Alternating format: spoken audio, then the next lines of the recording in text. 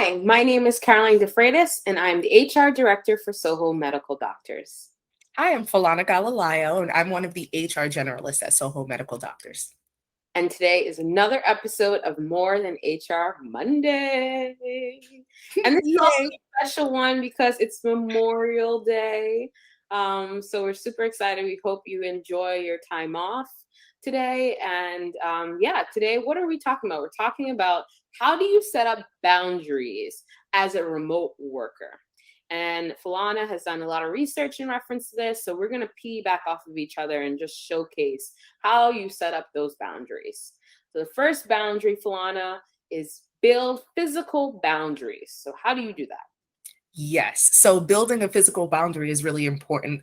I know I can speak for myself. I live in an apartment. It's quite small, so I need a specific space that I know I'm going to be working out of because it's easy to just carry your laptop around and then Yes. wind up in bed. But then bed isn't a sacred space anymore. Like it's not for relaxing anymore. Now you've brought your 11 p.m. work session to your bed. So you definitely want to set aside no, this is my desk, this is where I work, this is where I get things done, to kind of have some sort of separation. Only working in the place where there's no overlapping, right? Yes. Okay. And then the second one is set up work hours. So tell us a little bit about that one. Yes. So if it's possible, well, it is possible. It's always possible. You just have to remind yourself of it. Yes. Set hours for yourself. What are reasonable work hours that work for you? And of course, you can build in your doctor's appointments and different things like that. That's part of the perk. the perks of working from home, of course. So you want to build those things in, but you want to have a cutoff time and a beginning time where, okay, I'm not going to work before, let's say, 5 a.m. because before 5 is for me to take my shower, to work out, to cook my breakfast, different things like that. You want to be able to build in those self-care times by setting hours. And what time are you going to stop? Mm-hmm. Are you going to stop at 3 a.m.? Mm-hmm. Or are you going to stop and when you taking 15-minute breaks too for lunch, actual lunch, actually go and get something to eat or finish making your sandwich in the kitchen or something, actually have some type of a lunch. The other part is hygiene. Hygiene is equally important.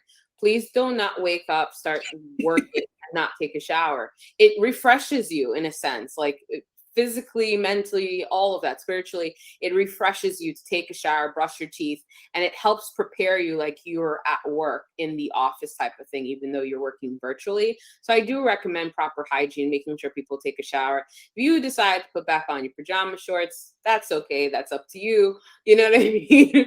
But just taking a shower, I think that would help rejuvenate your day and help you feel motivated as well. Yeah, because you don't really notice those things that you neglect, like, oh, I'll just skip lunch today. And then you look up and it's 8 p.m. Those sorts of things, that's not good for your body. It's not good for your mental health either, of course. You definitely want to take the time to do the things that you normally would do, like shower. And I can't say much because I shower and then hop back into a new set of pajamas. But,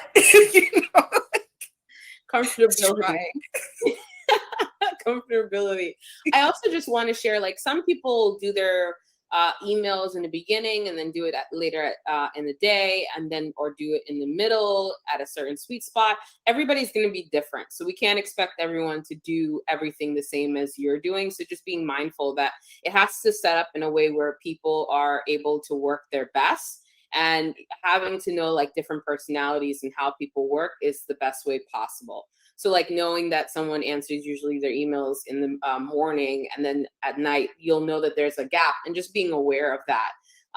And I would also say the cool thing about that is you can reach people on G chats in our company. So if you don't see them on the email, you can reach them on a G chat, because people may have meetings that you're not aware of. So just making sure that, to keep those boundaries, you set boundaries for yourself and how you answer messages from your colleagues.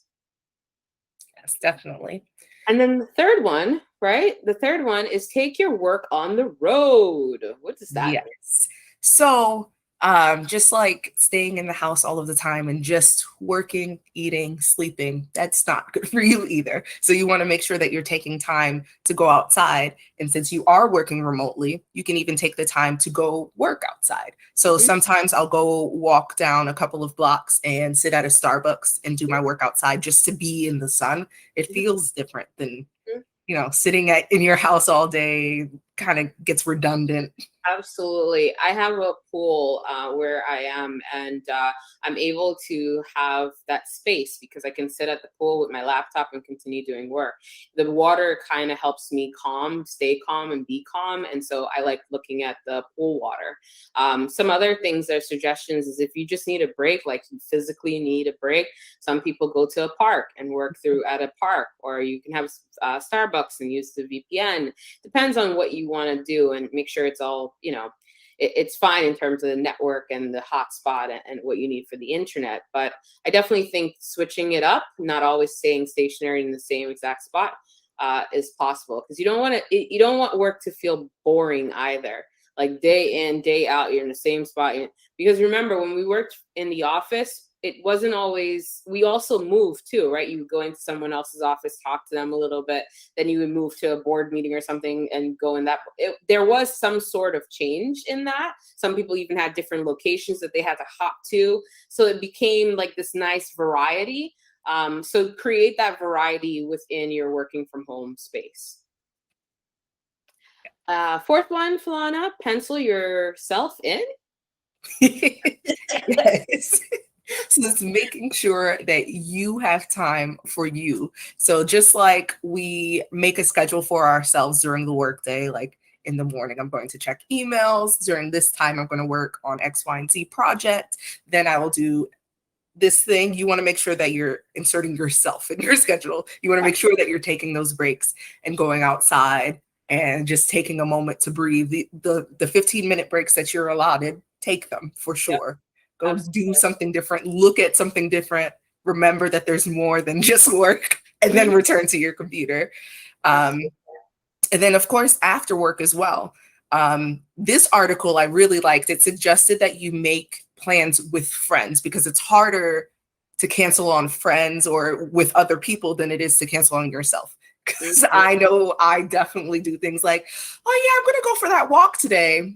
Well, maybe I can go tomorrow instead. But if you have people waiting on you, Then then you're automatically ready to go. That's absolutely, yes, like, even think about it in the workplace. You used to say like, oh, let's go out to have drinks after work, or like, let's go to have dinner or something after work. So you didn't just go straight home. You went with your colleagues. yes, You can still kind of do that. I know in Soho MD we have our gym pass, and so I've actually taken the time with Yerlin and Melissa, and I was able to work out, and I was committed to that for those 2 week plans, because I knew that they were there, and I was like, okay, I have to go. Melissa and Yerlin's already in the call for our virtual workout, so yes. having that accountability, using friends and family and colleagues will actually help you pencil yourself in as well.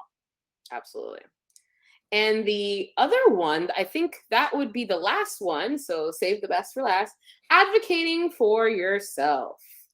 Yes, advocating for yourself is important. And I think that we forget that a lot of times. I would also say women tend to forget that very, very often, that um, while you are at work, you're not just there to work. You should be learning, you should be gaining things, you should be comfortable. It shouldn't be having a negative impact on your mental health or your physical health, things like that. So if you have to set boundaries for yourself, you should be able to do so at your workplace.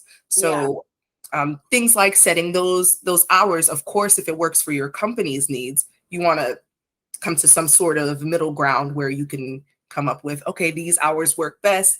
And I know that this amount of time will be reasonable for myself as well. Just having like those little parameters, Hmm. um, and making sure that your work life balance exists. And I also think like knowing when you have priority projects, knowing that you have those projects. So, some people do those projects obviously very fast so that they can enjoy whatever advocate of time that they need for themselves. And like knowing that and educate, like I wouldn't say educating, I would say more of talking and having conversations with your colleagues, with your team members of like what's going on, if you need some time and so forth, would really be helpful.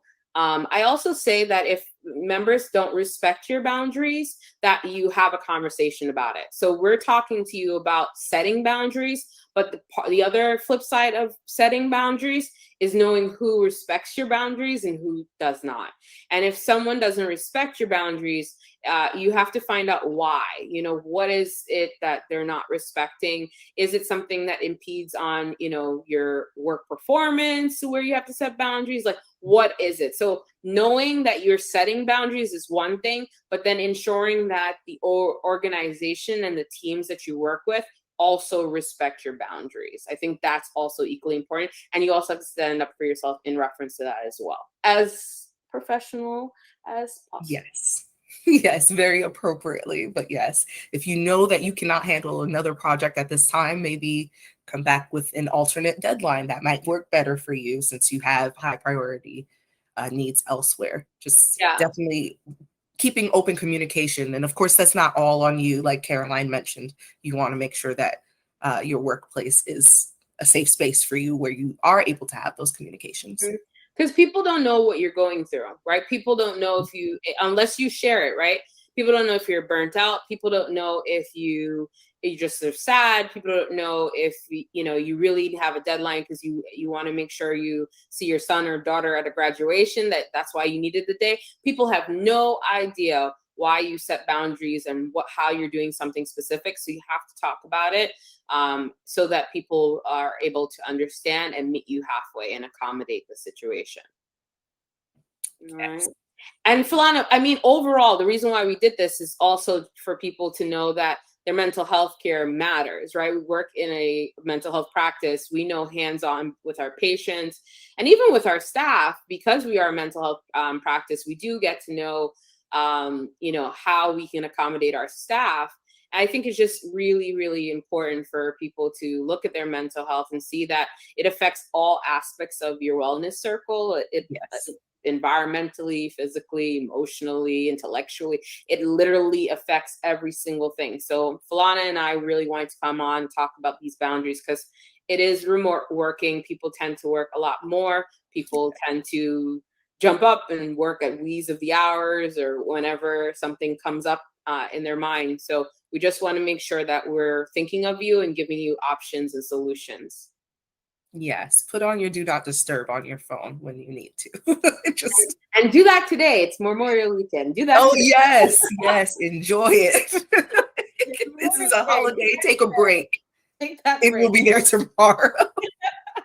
Falana, thank you so much. And again, thank you guys for watching More Than HR Mondays with Falana and Caroline.